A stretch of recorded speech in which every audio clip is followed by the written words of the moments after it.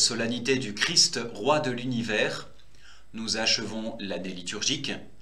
Nous achevons aussi le discours eschatologique et apocalyptique de Jésus dans l'évangile selon saint Matthieu, la fin du chapitre 25 de cet évangile. Le Christ s'y présente dans cette parabole avec 3 titres.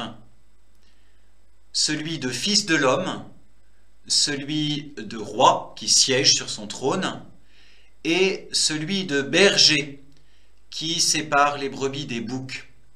Ces 3 titres nous donnent le plan de mon propos d'aujourd'hui.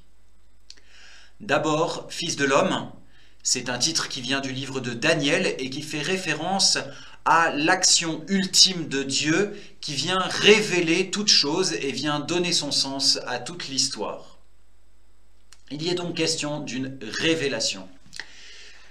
Le titre de roi, Dieu règne, cela fait référence à ce Messie qui est promis, ce fils de David qui est promis, ce fils de David qui règne selon la justice, qui a été mis en réserve, prévu de toute éternité par Dieu, pour nous les hommes. Et puis ce titre de berger, David était berger, mais qui fait référence aussi à la faillibilité des rois humains, plus largement à notre dimension faillible, à nous tous. J'y reviendrai également. Je commence avec ce titre de roi, ce Messie qui a été promis parce qu'il a été voulu de toute éternité par Dieu pour que nous ayons la vie. C'est ce qui va nous aider à lire les 2 sentences de Jésus. « Venez les bénis de mon Père, recevez en héritage le royaume préparé pour vous depuis la fondation du monde. » Et l'autre sentence effrayante, « Allez-vous-en loin de moi, vous les maudits, dans le feu éternel, préparé pour le diable et ses anges. » Je voudrais vous faire remarquer 2 choses. D'abord, c'est que le royaume dont nous héritons, il a été préparé pour nous. C'est le royaume qui a été préparé pour nous. Alors que le feu a été préparé pour le diable et ses anges. Et d'autre part, le royaume a été préparé de toute éternité, alors qu'il n'est pas dit quoi que ce soit du moment où le feu éternel a été préparé. Rien. Le feu éternel n'est pas prévu d'avance, il n'est qu'une réponse au mal. Alors que, qu'il y ait du mal ou non, de toute éternité, Dieu a préparé ce royaume pour les bénis. Cela doit nous rappeler que ce qu'il y a de plus profond dans la volonté de Dieu qui règne, c'est que nous soyons sauvés. C'est ce que dit saint Paul ailleurs, notamment dans l'Épître aux Éphésiens. Je vous en lis un passage qui fait écho à cet évangile. Dans la lettre aux Éphésiens au chapitre 1 des versets 3 à 6. « Béni soit Dieu, le Père de notre Seigneur Jésus-Christ. Il nous a bénis et comblés des bénédictions de l'Esprit au ciel dans le Christ. Il nous a choisis dans le Christ avant la fondation du monde, pour que nous soyons saints, immaculés devant lui dans l'amour. Il nous a prédestinés à être pour lui des fils adoptifs par Jésus le Christ.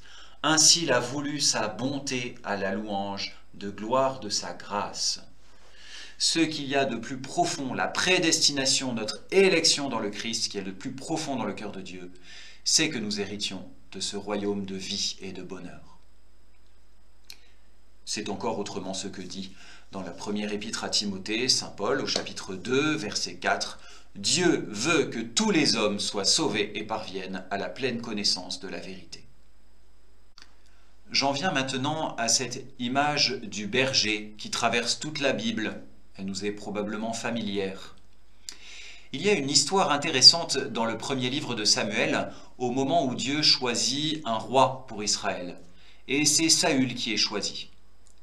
Mais lorsque Saül est choisi, avant même de devenir roi, il est envoyé pour chercher les ânesses de son père qui se sont perdus dans la montagne.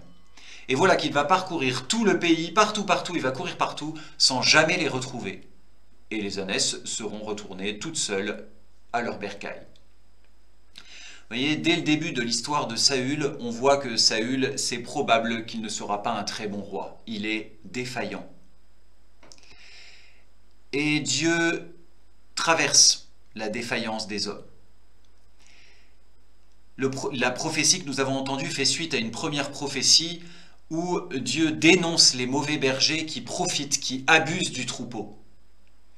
Et c'est là que nous entendons Dieu dire par la voix du prophète « Je viendrai moi-même m'occuper, prendre soin de mes brebis. »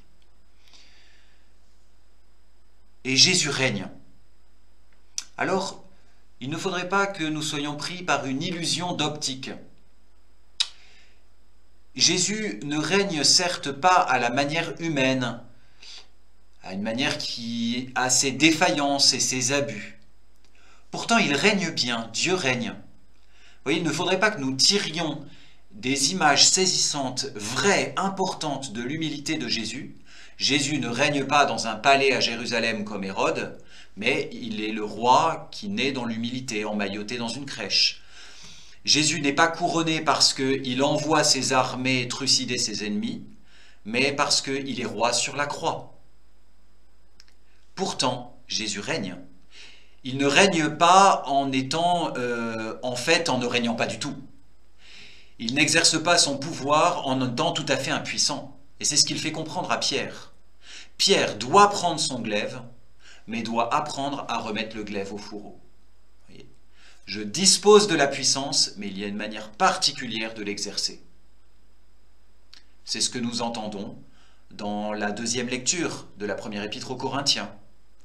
Jésus exerce son pouvoir en ayant traversé la mort, et dans sa résurrection, il exerce son pouvoir sur toute chose. C'est ce que dit aussi l'épître aux Hébreux, au chapitre 2. Vous pourrez aller lire, chapitre 2, versets 7 à 9, où l'auteur de l'épître aux Hébreux médite probablement sur le même psaume que saint Paul dans la première aux Corinthiens. Nous ne voyons pas que toute chose est mise aux pieds du Christ, mais depuis sa résurrection, il règne sur toute chose. Je voudrais terminer cet aspect en citant une prière, l'oraison du 26e dimanche du temps ordinaire. Dieu qui donne la preuve suprême de ta puissance, lorsque tu patientes et prends pitié, sans te lasser, accorde-nous ta grâce.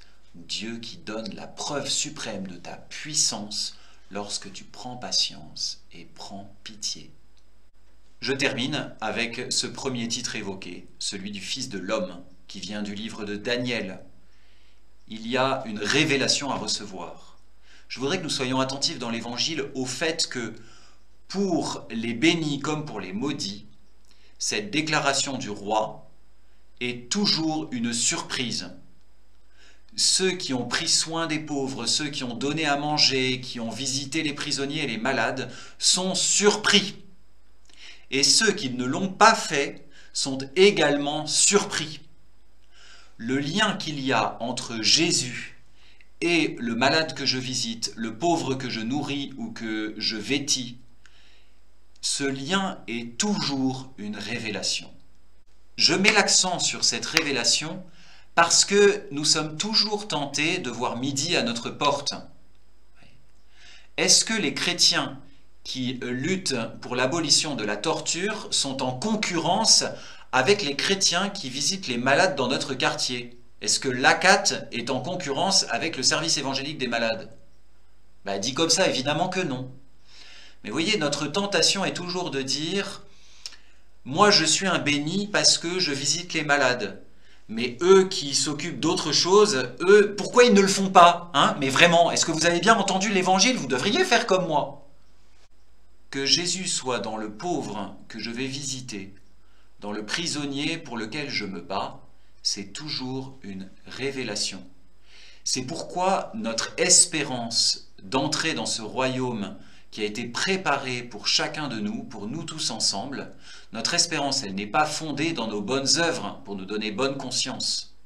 Notre espérance, elle est fondée sur Dieu, et sur Dieu qui nous a préparé ce royaume, sur Dieu qui a envoyé son Fils Jésus et qui règne parce qu'il est ressuscité d'entre les morts et qu'il a vaincu nos propres défaillances, et sur Dieu encore qui nous donne son Esprit Saint pour que nous puissions discerner ce que Dieu attend de nous.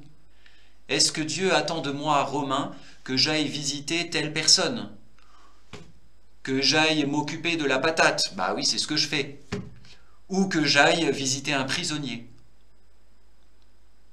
C'est sur Dieu que je suis fondé, que je suis appuyé. Mon espérance, elle est en Dieu. Et je crois que c'est une espérance bien plus solide que chacune de mes œuvres.